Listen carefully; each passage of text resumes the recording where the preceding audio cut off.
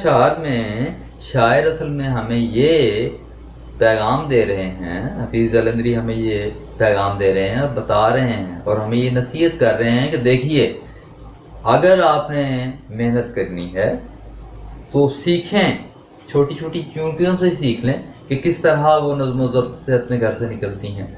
اور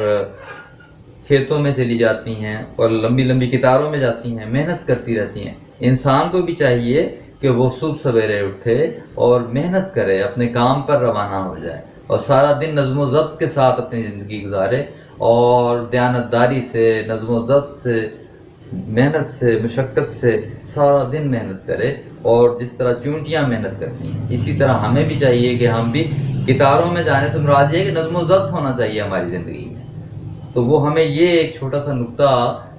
جو ننھی ننھی چونٹیوں کو دیکھ کر، یعنی ان کا انہوں نے بغور مشاہدہ